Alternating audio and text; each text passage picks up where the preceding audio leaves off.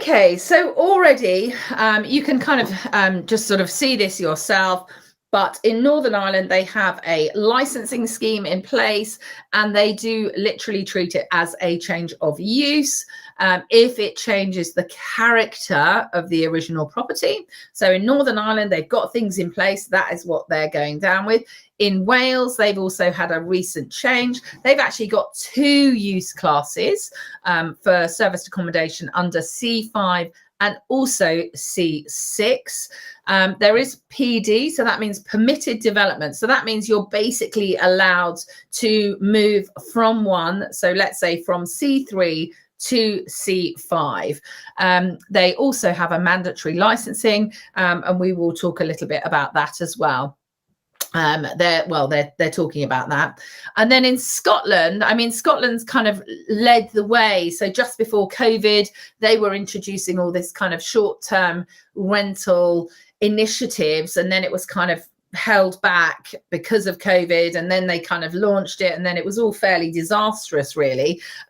It doesn't seem to be, it certainly wouldn't be somewhere where I would want to be investing at the moment. There's so many things in Scotland, but you know, there still aren't there many really successful investors in Scotland. But it's just, again, being educated, understanding. Hi, Dron, great to see you. So in Scotland, it is, you really got to understand, and they also have these control areas where planning permission is absolutely needed for serviced accommodation.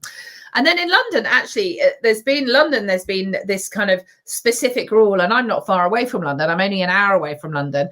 And for me, the 90-day rule is something that I've just never been interested, to be perfectly honest, in getting into. But as I say, lots of people are hugely successful in London.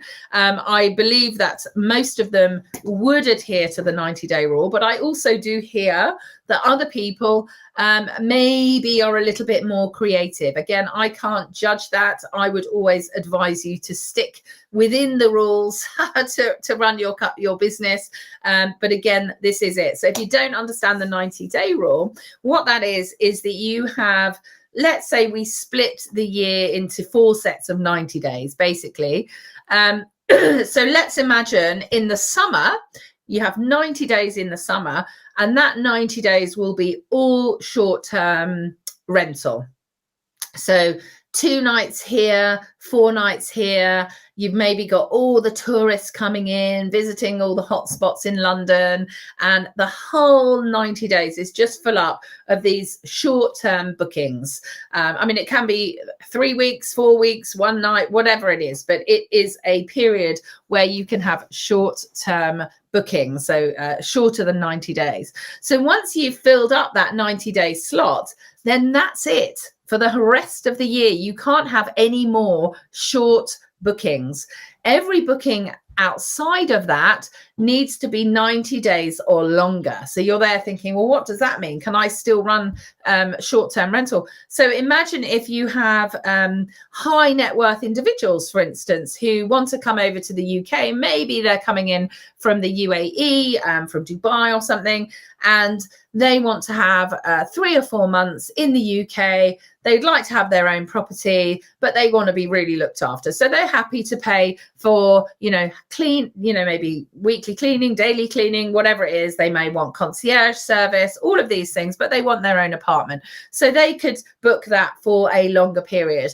You might also have contractors. They might be doing a 2-year job, and they're happy to book for 8 months.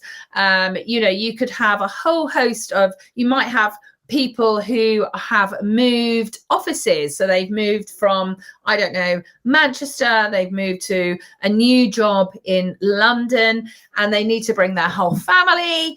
And they are given a period of time in a serviced accommodation to help them then give them time to find an actual place to live. I had that. I moved out to, where did I go? I moved out to Singapore.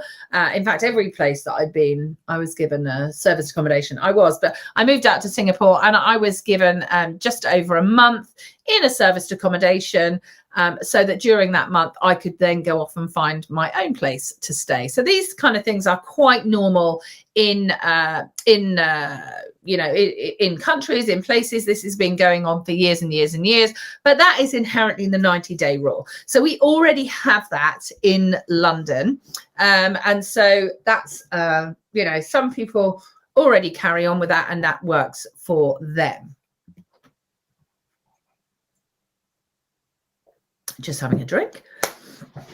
And guys, if you have any questions, do please let me know. And if we've had any surprises so far about how we describe serviced accommodation, or that we already have licensing in the other parts of the UK but not in England, then please do write me a comment, let me know. It'd be really interesting to see where everyone's at in their understanding of this.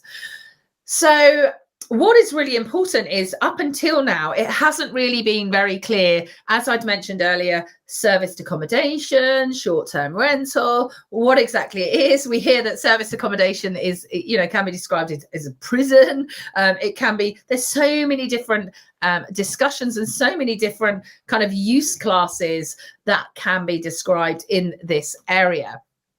So what we have here is an actual description that has been brought in. So I'm just going to read it out. So it says short-term rental property or serviced accommodation will mean, and this is what the government are trying to ensure, that they cover every angle. So there is no chance that anyone is going to misunderstand. There's no chance that it could be misconstrued in any way.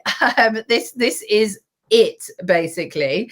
So it is a dwelling or part of a dwelling which is provided by a person who is the host to another person who is described as the guest, for use by the guest as accommodation other than the guest's only or principal residence, in return for payment, whether or not by the guest, so it could be paid obviously by somebody else, and in the course of a trade or business carried on by the host. So it's definitely a business going on here. And then B, any dwelling or premises or part of a dwelling or premises not falling within the paragraph A, which I just said earlier, which is specified for the purposes of this paragraph. I always love this kind of jargon chat. So basically serviced accommodation will get its own definition. So it's not going to be a dwelling house, it's not going to be a C3 or an HMO or anything like that. It's going to have a completely separate definition of what it is, and it's talking about this use class 5. So it basically ensures that we are very clear that you have a hotel, that you have an HMO, that you have your own home, and then there is also this serviced accommodation or short-term rental. And then across the board, that will be the law. That will be the planning that you have to go about. But it is talked about being this, it is permitted development, and we'll talk about that just in a sec. Now he says here it's not time bound. So it's nothing to do. You don't have to worry about the 90 days or anything like that.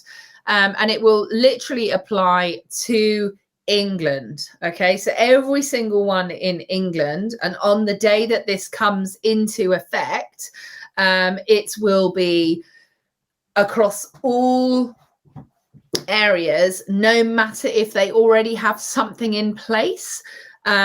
So whether you're London, who's got the 90 days, whether you're Cornwall, who have kind of restrictions, everyone on that particular day will be the same.